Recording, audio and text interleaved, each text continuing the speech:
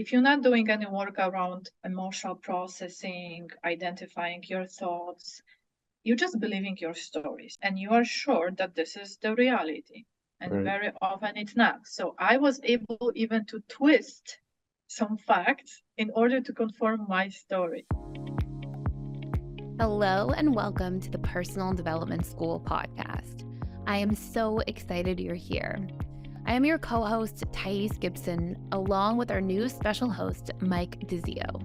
This is a podcast that discusses everything related to integrated attachment theory, the new attachment theory, along with the subconscious mind, relationships, communication, needs, boundaries, and so much more.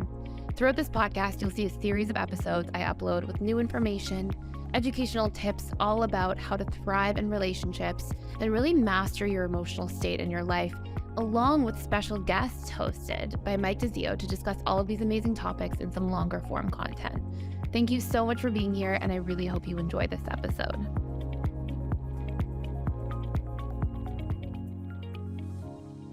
Okay, PDS listeners and viewers. So my guest is a gifted professional who has been studying a variety of healing modalities and personal development tools for over a decade.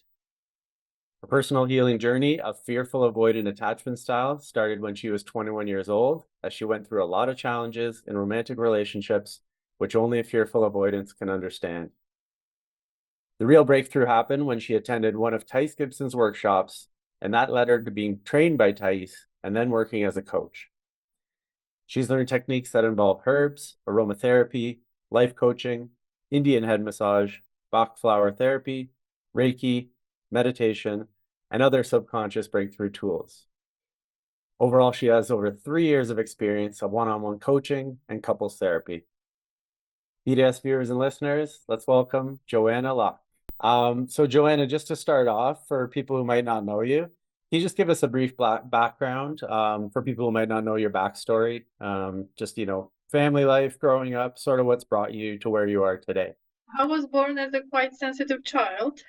So any stress was actually a big stress for a sensitive child. And I grew up in a quite stressful household. My mom struggled in her marriage, so a lot of stress because of that and financially as well. And this all impacted me quite deeply. So I always felt her pain, her stress, and I always wanted to relieve that pain from her so she could pay more attention to me and be more focused, more attentive, warm. So typically, for a fearful avoidant child, that specific environment when it's a lot of stress, mom is not fully present, um, ups and downs in her mood as well. I was very sensitive to that. So that was my setup for the attachment style. Okay, great. Thanks for sharing. So I just want to ask now, what in your own life, most people we interview had sort of like their own realization or catalyst or a moment that sort of pushed them into their own personal healing journey. Did that happen for you? Was there something sort of an event or something that happened that pushed you to really go all in on your healing? Yes, I quite early, maybe in this normal age, quite early to me, in my opinion, I was really into romantic relationships. I saw in that area potential to finally feel safe or seen, appreciated, loved. Uh, so I struggled from the beginning, let's say, from the first love, and um, and this continued till I was 21. Then I met someone who was older than me, um, and it was another heartbreak. So my mom was really like sad that I'm going through these romantic experiences and I feel sad and heartbroken. And she recommended a book, Anthony de Mello, Awakening. That was the first book I've read, and I didn't understand well what's going on there. Now I understand. But that was like first step. And then after that relationship when I was 21, actually it caused me depression, around 3 years depression, I will call depression. I wanted to heal. I wanted to feel better. So I was looking for all the ways to heal myself and to not go through these breakups and heartbreaks again. And I was also very spiritual. I Because of that stress I was going through at home, I developed that idea that angels, magic can solve the problem. So I really enjoyed movies when there was like fairies or witches or anything like that. Even I was involved a little bit in a white magic, witchcrafting and stuff like that, spells, love spells, and things like this, because I needed this, something, something extra, something magical to heal, to bring me that relief from pain. Right. So that was my journey, and then I've met Thais in her workshops about subconscious mind, about her beliefs, and I was listening to at that times of some of the videos about beliefs, but I didn't know how to identify the subconscious program. So everyone was telling, you have to know your subconscious program to reprogram, to get better, but I didn't know how to do this. And Thais was explaining how it's created and how to reprogram. Right. That's similar to me as well with the subconscious. Like you hear about the subconscious mind and we have to reprogram and whatnot. And the way I was explained is like a computer program, like it's the back end you have to change. It's the coding, because the output is, what we see, but it's the back, you have to go in the back end and the parts that you don't see, and you have to sort of rewrite the code. But that's Yes. great for sharing. You were saying sort of how that one relationship really kind of put you in a bad place and that forced you to sort of Yes, yeah. fearful avoidance generally have quite intense, not intense, but painful love life. Right. So I am not an exemption of that. Yeah. I really believe that love, the Mr. Perfect, that real love will heal everything what I was struggling with. Right. And I was quite, I could say, obsessive about this, like feng shui, to have this all pieces which represent love, Yeah. spells for love, meditations for love, all of this related to romantic area. Now I see how it's one of the areas. It's quite not small, but one of the areas of life. Right. And that obsession really went down. And I have balanced perception about the relationships. I am not fantasizing, over fantasizing about romantic love. And I was watching a lot of movies around this. Like, it was intense, but I Yeah. didn't know that I have a core wound around basic human need, love, and connections. Right. You mentioned in your household, like, yeah, you weren't seen, appreciated, loved. So that wasn't natural to sort of probably be able to give that to yourself. So you had to seek it. Yes. The fearful avoidant attachment style, you are appreciated for help, for comfort, comforting others. Yeah. When I was really helpful. Like when my brother was born, my mom said I was so helpful. Like I remember that feeling when I was doing the rebirthing therapy. I remember the feeling when my brother was born. I was like, he's the most important. He's small. I need to be the strong one. I was 2 years old. Yeah. But I remember that responsibility. And my mom was saying, like, I was super helpful. I was taking care of him as much as I could. Like, Yeah. and that leads to that, I don't need anything. I would take care of you guys, right? For sure. Would you say a lot of fearful avoidance, were parentified, where they were Yes. forced to do things that, usually kids that age or don't really have any business doing? Yes, for the sake of attachment, Mm-hmm. we are able to see, oh, you appreciate me, or you see me, or I feel loved or wanted, needed is equal to love at this point. Right. If I'm needed, I am loved. So we do this out of that realization. Okay, my need could be met in that indirect way. Right.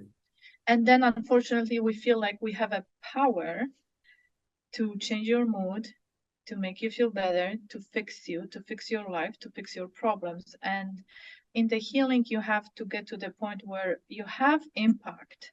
You can help someone lift mood, but you don't have that much power. Like the codependency is born in that moment when we believe we have the power to actually change you or fix you or improve your mood, and we take that responsibility on our shoulders. Right. And if you fail and the person doesn't feel better, you sort of think it's your fault, you're not doing a good enough job. Yes, you feel shame and you feel Yeah. anger, right? Shame. You feel resentment, Yeah. especially in friendships. I went through quite intense codependent friendship where that was intense. The anger, the fixing, the responsibility, all of this was present. It was really unhealthy friendship. I really appreciate that. That was over 13 years. And when we split, it felt like a breakup, like between couples, just Yeah. between two codependent, fearful, avoidant women. Wow. Okay, Yeah, thanks for but sharing this your- is the root. That's the root. Yeah. So Joanna, I know you've done a lot of work to become secure. We know you're a fearful avoidant, obviously. That was your main attachment style. And I remember you telling me once being fearful avoidant is like walking in a minefield. There's just, you're stepping on triggers all the time, right? Like it's like Yeah, you can't get away from them. So it's actually a really, really hard attachment style to be. it is. What would you say were some of the most challenging things, specifically about being fearful avoidant? You believe your stories, the mind tell you don't know that actually the mind is telling you stories. So if you're not doing any work around um, emotional processing, identifying your thoughts, you're just believing your story. So you tell yourself stories about everything and everyone, and you are sure that this is the reality. And Right. very often it's not. So I was able even to twist some facts in order to confirm my story. Okay. So my partners were like, wow, my mind is like exploding. How can you use this to create that story? Right. But I was always very strict with that, and I was like, no, I know what you're thinking, I know what you're feeling, I know what you're doing, right? So that suspicion, that anger you're dealing with, flip-flopping, when you feel hurt and you shut down, this is the worst. Well, for me it was the worst, because you want to love, you want closeness, but the nervous system tells you shut down, be cold, punish this person, like sometimes for weeks, depends on the situation, like being very mean, aggressive, because you don't know your boundaries, you don't express boundaries, you don't know anything about needs, accusing people of things they don't think or feel, Right. crossing other people's boundaries. It's it's quite a lot, and it's very painful because you don't have this harmony, you don't have that stability, and you feel like love is not for you, relationships are not for you, you will never find peace in the relationship, why it has to be always like this. You feel so disappointed and discouraged, hurt. Then you are single, you're working on yourself, you feel good, you feel more empowered, and then you have the hope again, and again the process happens. So it's not fun. Yeah, that sounds like quite the up and down roller coaster ride. And then you mentioned like you become so attached to your stories that even if your partner who's loving you and wants to soothe you is telling you the opposite, like, no, I don't think this way, or I don't think that about you. You're just not having it. You don't believe them, you don't trust them. And Yeah, you yeah, know better, and you'll find smallest proof to support your story. right. And is it a fearful I didn't think to remember one thing that happened? Like, well, I remember when you told me that little lie a year ago. So if this person lied a year ago, they're going to be lying again. You remember everything. Yeah, Fearful avoidant is always keeping the backlist and right, collecting proofs against you, but it's actually against the relationship. Um, this is sad because we don't see actually our partners. We're not interested in them fully. We are interested in how they can hurt us. We just know you hurt me. It's a matter of time. right, So I will collect the proofs and I will use them whenever I can right. to prove that you are not honest, genuine, and stuff like that. So we're not actually in relationships fully. We don't have that vulnerability. We don't have that trust, and we are not actually interested in the partner as we're supposed to be, Right. because of that program is so strong, and it's like I want connection, I want love, but I know it will hurt me, so I just need to be ready for this. Mm, okay. Wow, that's really challenging, obviously, for you and then for the partner. So we can imagine. Yes, um, yes, for the partner as well, especially dismissive avoidance will suffer. I was quite aggressive and mean Yeah, uh, toward my dismissive avoidant partners because I didn't understand how they operate. I didn't understand the attachment style and rules around it. So I was really shaming. Like I used shame a lot. oh wow. NDAs, as we know, the slightest bit of This is the criticism, worst what you can do to the yeah, DA. shut down. And And I don't know why they still wanted to be with me because I wouldn't. But what was challenging for me, not every fearful avoidant is going through this. I was breaking up with the partner around every 5 to 6 weeks. right. So they were able to handle this for a year and a half, sometimes more. Hmm. But that was my later when I was working on myself, I discovered that I didn't go through the pain of separation when my dad left. So I wanted to feel that pain over and over. So I was using romantic relationship to subconsciously feel that pain because I remember my dad had to leave, not to leave us, but leave to create a better life for us to US. And I remember I was 4 years old and I was shocked. Like it was surprise. That's why I don't like surprises. And it I froze in that stress and I couldn't process that pain of separation with him because he was spending a lot of time with me back then. And then I was doing that. I wanted to feel that pain to complete that Hmm. in the romantic relationships. Wow. So, and I actually enjoyed the breakup. I actually enjoyed the breakup. Really, eh? Like, yes, I was like, it's over. You doing this. You never text me. You don't love me. All of these accusations, and I need to break. And that breakup was satisfying, and but I couldn't live like this. And my boyfriends, because didn't have many, but each partner went through that process with me. Yeah, Uh, he was like, but everything is okay, and please don't do this. And I'm like, no, we have to break up. And then 2 days later, I'm like, okay, we can go back. yeah. Wow. It's exhausting.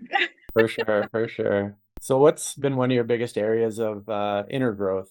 Meaning like what area have you healed that makes you feel a lot more relief, where it's just so much easier now that you've done some healing on this?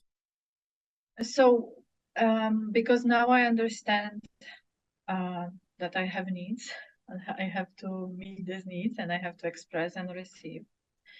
I understand the boundaries. I understand that emotion is a feedback mechanism. I feel empowered.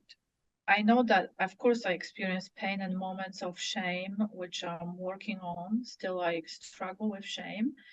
And I want to bring awareness around shame to everyone who I work with because I see eventually we get to the point on a session that we talk about shame. It's at the bottom of everything. Mm. Um, so I feel empowered. I have the shame anxiety. I have the shame attacks, but I know that I will work through this. I feel empowered. I don't feel like I am helpless, that this is a never ending story. I understand it's just a part of life, and I feel empowered around my emotions, and I'm not blaming anyone or self for having challenges. So the biggest benefit is that I feel more relaxed around people. I feel more relaxed in my body because I also struggled with eating disorders and body shaming. And I feel more empowered generally around my emotions, right? So that's that's amazing. That's really beautiful. Definitely amazing. I'm so happy to hear that. Okay, so for anyone listening who's FAs, and just as a side note, like I keep hearing this statistic that 5% of the population are fearful avoidant. But obviously, like I work for a personal development school, and I would say like a lot of people are fearful avoidant in the school. But then I'm thinking but fearful avoidants are very into healing and trying to understand things and whatnot. So is it just the amount of people in the school are fearful avoidant because they're more apt to search for inner healing? Or do you think there's a lot more than 5% of fearful avoidance on the planet? That's a good question because all my clients, let's say, are fearful avoidance. Yeah. Mostly. I also now train coach dismissive avoidance, Mm. anxious preoccupied also. But yes, when I've read this book Attached, that was first book I read about attachment theory. Mm-hmm. And I remember one of the first page they say around 4% is the attachment, which is a mix of dismissive and anxious, preoccupied, but it's just a small amount of people. So we'll not talk about this attachment in the book. I'm like, I remember when I said, thank God I'm not this. Yeah, that's And they funny. focused on anxious, preoccupied, dismissive, And avoidant dismissive. dynamic. Yeah. So I was sure I am anxious, preoccupied. Then Thais told me, you are not anxious preoccupied. You are fearful avoidant. I'm like, no, I am anxious preoccupied. I'm 100%. I've read the book. She said, no, you're fearful avoidant. Wow. Um, and then, yes, I think the percentage is much, much lower than the reality. Right. We'll ask Tice when she gets on here. We'll ask her opinion on what percentage she thinks of Well, people yes, maybe she fearful has of it. better. Yeah. So for fearful avoidants who are listening, what are some of the most important things that a fearful avoidant needs to focus on in their healing? Is it boundaries? Is it ending codependency? Like, I know there's a lot, but what would you say are just some, if you want to isolate a few areas that a FA really needs to target? Stories, Stories. reframing thoughts, questioning the story, identifying that you don't trust people, you don't trust yourself because you don't set boundaries, you don't know your boundaries, you are afraid of uh, expressing your boundaries. Needs huge portion, huge, because trauma is based on unmet needs, so you have to address needs in each attachment style. But for fearful avoidance, quite important part. And then perfectionism, you can work on codependency, huge for some. I still have patterns and shame. Right. Okay. Thank you. And obviously in the personal development school, we have a lot of courses dedicated to healing FA wounds. So definitely check out some of the courses and the offerings there. Um, so next, in your coaching practice, what are some of the most common issues you hear about people struggling with in relationships? And why do you think that's such a common struggle for people? People don't understand themselves Mm. and they operate from that program, which was created with the caregivers. And now they apply this in romantic relationship. So I believe in the theory that what we couldn't get from parent, we'll try from romantic partner, and what we couldn't resolve with parent, we'll try to resolve with romantic partner. I was trying to break my dismissive avoidant partners and force them to be loving, interested, caring, spending time with me the way I want, intensity, right? I wanted them to be intense, Mm. affectionate. that was like, I call it, I will break you, I will force you, I will get it. Right. So I believe subconsciously we are attracted to person who feel like parent or both parents. Mm-hmm. And then we're trying to resolve these issues, these problems with that partner. And in my coaching, I am asking a client, so your partner feels more like dad or more like mom? And then through that coaching process, we discover, okay, actually, when he's doing this, it feels like my mom. When he's doing that or she's doing that, feels more like my dad. So there is a always correlation in that feeling, in that state when we are with the partner. Wow. Okay. And getting to know yourself, is you were saying it. Yes, getting to know yourself Yeah. is because you don't know yourself and you don't know your program. You Right. don't know that actually your mind dictates how you will react to certain behaviors. You Mm-hmm. make it mean, I am not important, I'm not worthy, I am not good enough. You Right. act out of that self-perception. I call it stored self-perception. The core belief, I call it stored self-perception. How I see myself, what I believe about myself. I am not good enough because you prefer to be alone instead of sitting with me on a couch. Right? So Right. we believe this is true. For sure. Those painful stories, we believe they're true. We're sending in, like, the neurochemicals of, pain and fear and worry. Yeah. And if we have that on all the time, it's really affecting our health. And of course, we're gonna That's why feel we it. cause arguments. We accuse our partners. We tell them how wrong they are, how they should be different. Yeah. Um, Fear avoidance more expressed in that criticism and Right. complaints. Dismissive avoidant partners will just take it in and take it in and take it in and not express, but eventually will really hurt, right? And really affect them. Sure. Sure. So through behavior, the DA through behavior will show, hey, you're hurting me. FA through words. Your words. Yeah. They can cut like a knife. But wonderful people, absolutely wonderful people. So sweet. Of And course, the now depth, I know, but before I didn't. the depth of conversation you get with FAs are absolutely awesome. Like, really go deep and really talk about things, beyond the surface. And I love that kind of stuff. So I really, It's beautiful. It's a gift. I am so grateful to Thais that she showed me that path, mhm. because without her I thought I couldn't, like, I didn't even dream to of that. But I had a strong beliefs about men. Like in my country, you kind of disrespect men and you talk badly about men. Mm, In generally, my family for sure. Uh, so I had a strong negative beliefs about men. And this work, I worked with many men at this point. It's such a gift to see the truth, to not have this distorted perception and beliefs about men and DAs and any attachment you want to choose. sure. So I've met so many beautiful and kind and loving men. And now I can tell clients who believe there is no man who is loving and stuff like that. I'm like, no, I've met many, many. I had a belief that men don't want relationships. Can you imagine?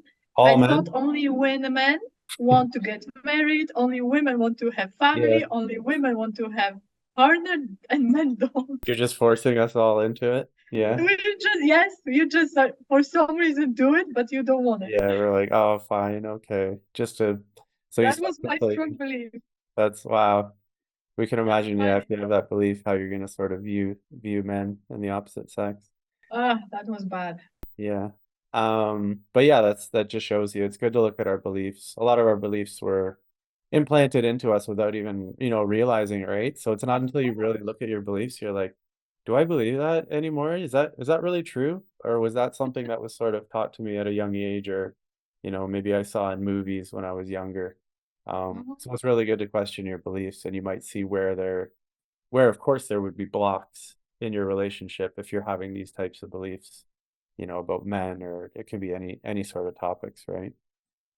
Sometimes you don't know you have beliefs, because they're so imprinted and treated as 100% true. When I have sessions, people, especially women, they say like, "Oh my gosh, I believe this crazy stuff about men, love, relationship." I'm like, yeah, Yeah, this is so important to find out what you how you operate from the subconscious level. exactly. Just to share my own belief, like one of the many sort of negative or like limiting beliefs I had in the past was that relationships should be like honeymoon all the time. Like you and your partner should never argue. It should be light. It should be fun. It should be always like a good time. And if it's not, that just means you're not with the This right is not. person. Yeah, then I think. there's somebody else better out there for you, and then I would Yeah, move on to the yeah. next. But it's like, no, like, hey, you're not perfect, so like, why do you think somebody else out there is gonna never be like triggered by you or you triggered by them? Like, it's just impossible. It was such a hard way. It was a hard expectation, and I realized that dating me in the past was probably pretty tough, but Oh, I've done a lot of work on myself now, and all we can do is sort of learn and grow and get better. So I'm glad I don't have that that's good. belief anymore because Yes, I'm glad too, because yeah, you're not living in one-sided reality. that's for sure. Okay, so we know you're trained by Tice personally, and you use a lot of the personal development school tools in your practice. What tool would you say is like really impactful that you like to use and has like a really good effect on your clients? Um, I I use for my own healing and reprogramming, thought reframing. Mhm. So you actually identifying your thoughts, and then you're creating a realistic but less painful version. So questioning your thoughts, reframing them, and the BTA process. That process, it's identification of belief, thought, emotion, action, and you also add a trigger. For my own healing, I like to add at the end memory. When was that first time I felt this way? Mhm. Um, so I like to add memory to that, but it's not necessary. But that when you have this on the paper, you create in that detachment. This is your program. This is Mhm. what's stored in your subconscious mind. So I call it like when you have Windows 8, well, you need to update this to Windows 10 because Windows 10 is better. Mhm. But still, it's a program. But you need to see it. Like you need to know what program you have. And that process helps you to identify your program. That's wonderful. So it's my favorite. Yeah, excellent. Um, and just switching in relationships in general, if you were to look at relationships, what would you say is sort of an important tool or something that's important to keep relationships in a healthy place and not just having them on autopilot? What would you say for anybody listening? What's something you could sort of share that keeps a relationship in a good place that people should be mindful of? Yes, in my opinion, the base of the good relationship is the loving relationship you have with yourself.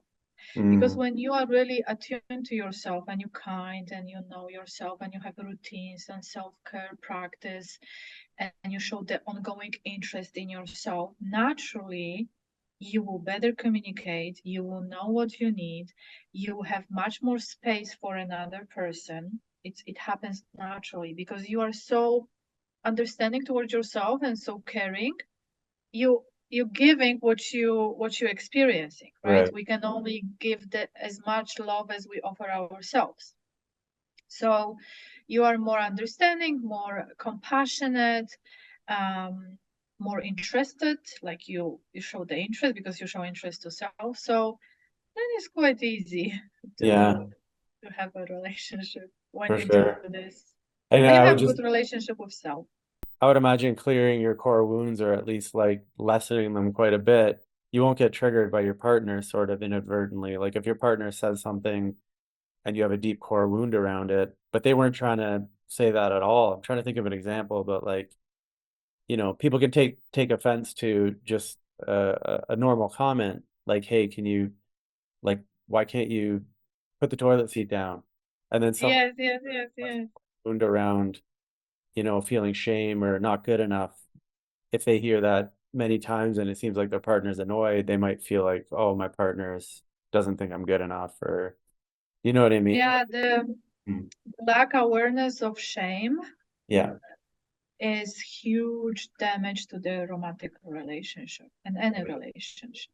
sure. I am aware of my shame. I know how it feels in my body. I know when I have it. I know when I'm under shame attack, and I know the cause. So let's say my partner will say something around which I could interpret as I'm defective or not doing enough, or Mhm. I am wrong or faulty or bad. I feel that pain. I feel that shame being activated. But because I have the awareness, I can communicate. Like the partner can see that I shut down, Right. that something happened. But I have to say, like, it hurts and I feel stressed. I feel like I'm freezing. I need time to to relax. Hmm. And this is what's happening for me.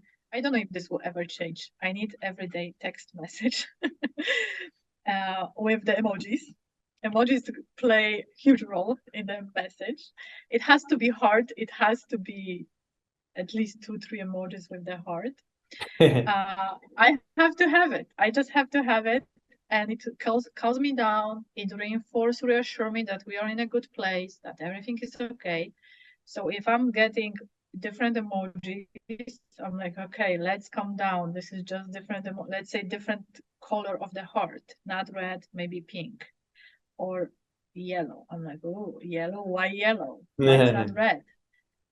Right. So I know I am able to regulate right now, but in the past, I was getting panic attack when I didn't Wow. get the message. Wow. Panic attack.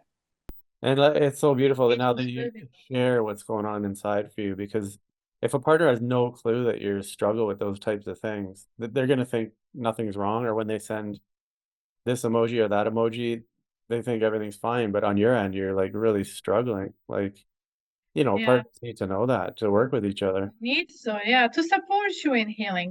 The partner needs to know, like, I am very clear about this. This is non-negotiable for me. Right. It has to happen because we need to build that base. And in order for me to build that base, I need that emoji, I need that message. Yeah. And I am still sensitive to changing in patterns, like the colors of the heart or the different emoji. I am sensitive. I'm not denying this, but I am able to work through this. I'm not accusing my partner, oh, you don't love me anymore because you sent yellow heart instead of red heart. I'm Right. not doing that. Right. But I noticed it. My mind was like, something is different. Right. Interesting. Okay. Thanks for sharing that. So, as a former fearful avoidant who's done a lot of work on herself, obviously, what message of hope or inspiration would you give to somebody who maybe just did the quiz recently? They found out they're fearful avoidant, and maybe they're like, "Oh my gosh, like I don't think I'm ever going to be able to heal." Like, what sort of words of inspiration or hope would you give to somebody who's in that stage right now? Okay, so when you discover this right now, you are in a wonderful position because you know that what's going on, Hmm. right? And a few years ago, you would be told, this is your attachment, you need to deal with this, find secure partner. That would be the advice. Secure partner was the advice. Yeah. Yes. Today we know, thanks to Thais, that you don't need to live with that attachment. And you can reprogram that. It's just a set of rules. It's association to love, to connection, um, to your needs. There are wounds around these needs. You don't understand these rules. You operate from them, but you not understand them. You don't even know them. So now, if you know that you're fearful avoidant, you're in a wonderful place of awareness. So 50% of healing is done when you are aware of the program. The rest of it's just reprogramming. I know I don't want to minimize anyone's experience and trauma, because some of us went through severe trauma, and the result is that attachment. But if you can just give yourself a little bit of time and interest and just try simple questioning stories, simple proofs that you actually assign a meaning to things, but reality could be different. And sometimes you even have proof that reality is different, but you still stick on that. No, I know my story. If you open up to that, we have all the tools necessary. We have coaching, we have everything to support that healing. So in this time and place, you're in a wonderful position. A few years ago, you would be advised, find secure partner. If it was only as easy as that, eh? Just go out and get a secure partner. People avoidants are not attracted so much to secure people. No, too boring, right? There's no emotional. They will call them boring. Yeah. Not this sad. passionate, emotional, Yeah. up and down, push, pull, all that kind of thing. They're sort of, that's their comfort zone, I guess, right? Yes, exactly. Yeah. So that advice was really wrong advice. Not for people more than 100%. So thank God, Thais was able to identify all of this, created that program, and offered the healing to all of us who struggle with insecure attachment style. For sure, definitely. That's great. Okay, so just to shift gears a little bit, we love to ask about what people are doing sort of on a day-to-day basis and give people sort of inspiration of something they can maybe add to their own life. So for Joanna, like, are there any non-negotiable rituals that you do every day that keep you balanced or in a good place? Paying attention to my thoughts and Yeah. how I treat myself is what really helps me. Not like working through that shame, identifying that, oh, again, I see like I call it finding fault pattern. Like I always find the fault in me or environment to keep going that program, because the program has to be maintained. If you go on the island, no people, nothing, no triggers, your mind will start bringing memories from past to maintain your program.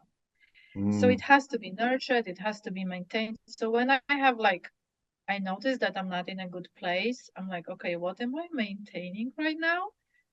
Not good enough. I am bad. What's going on? So my non-negotiable is I have to pay attention all the time to what's going on. Okay. Read that feedback, be attuned, interested in self. This is what helps me to feel empowered and regulated. That's great.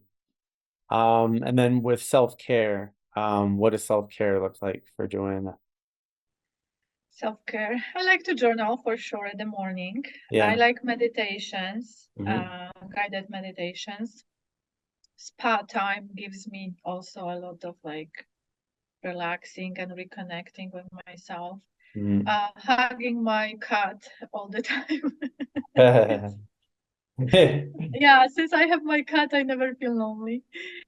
So yes, this is like connecting with, you see the personality needs will actually dictate that self-care. So if I make money, if I learn, if I connect with my family and I have contact with my romantic partner, my life is amazing. You feel great, energized, happy. Yes, the making money, the work gives me the security, learning, personal growth, right? Family connection, because I value family and emotional connection with family, and romantic, because I value romantic connection a lot. So when I have this, and then beauty, like beautiful objects in my life, going to store with beautiful objects or clothes, my life is amazing. That's awesome. And I know you probably help clients understand their personality needs. Yes, and it's big obviously portion of coaching. Exactly.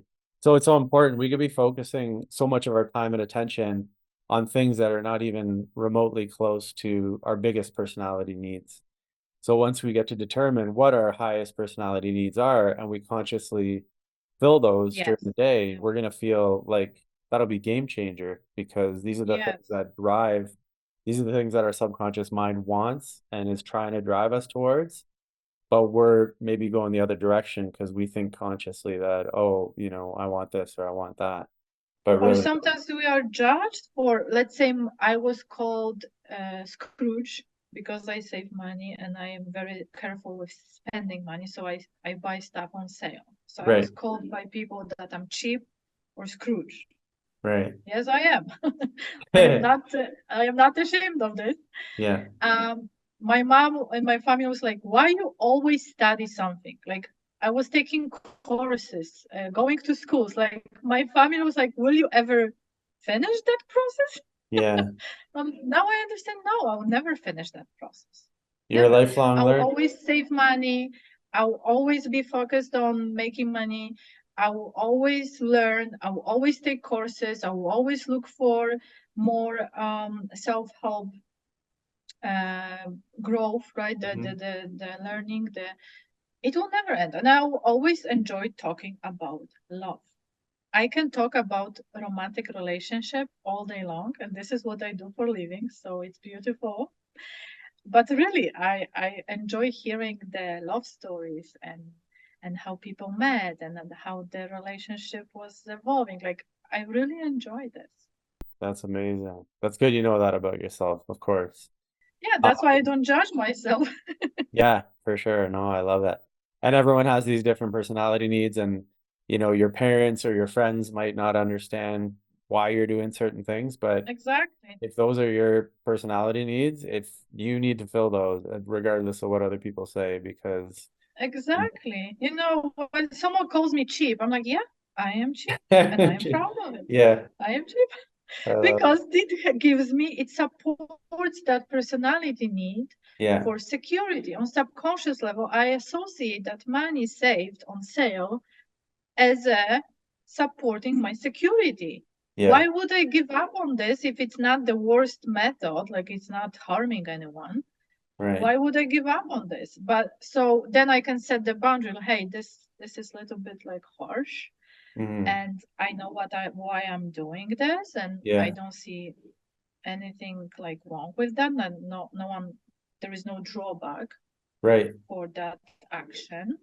It's not unhealthy. So please, like, watch your words, right? right. Good for you.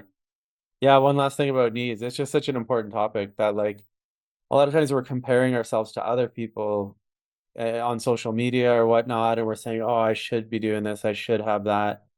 But sometimes that doesn't support your needs at all. Like, for example, you'll see somebody on a yacht and they have a lot of money and they look like they're just living this lavish lifestyle. Well, okay, you don't have this lavish lifestyle, but when I ask the person, how many books have you read on wealth creation? How many seminars have you attended on like building finances? How many books have you read on this type of stuff?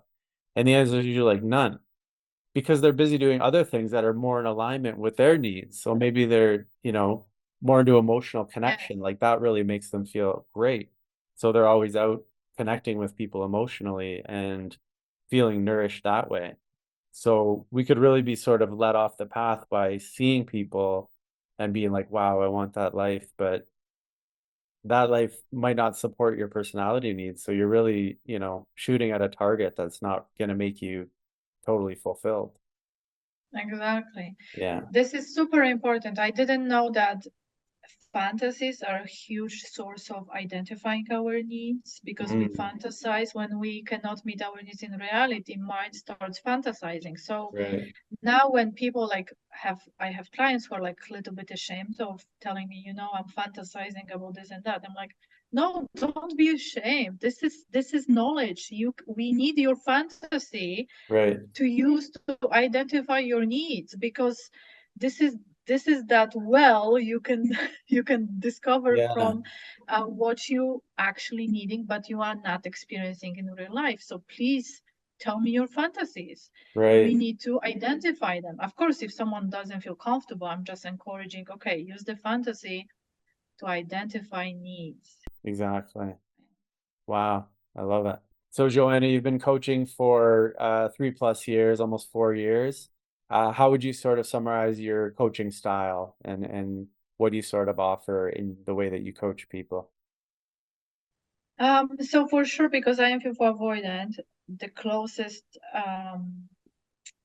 the bigger understanding I will have around someone who has the same attachment style.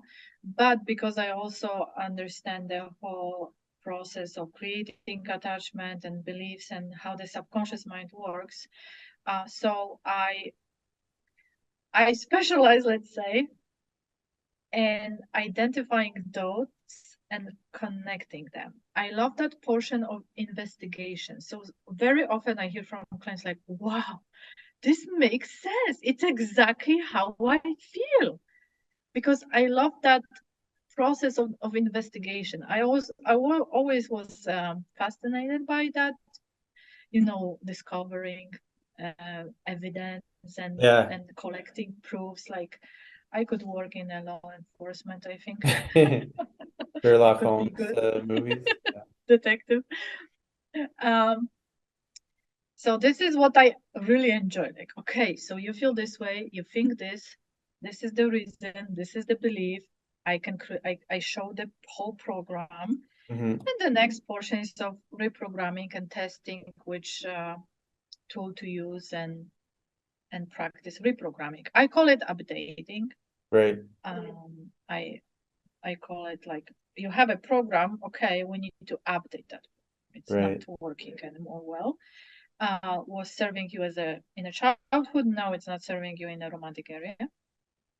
So yes, I love that investigation process and identifying the subconscious program.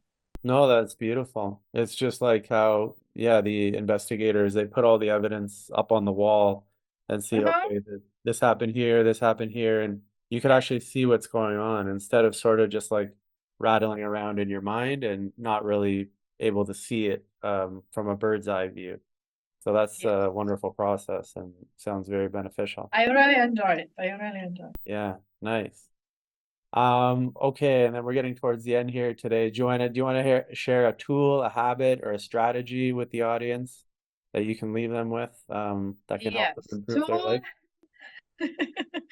Tool, take courses, PDS courses. Take PDS courses, okay, This is great tool for for the sure. rest of your life. You will benefit from it. You will practice. Be kind to yourself. Learn to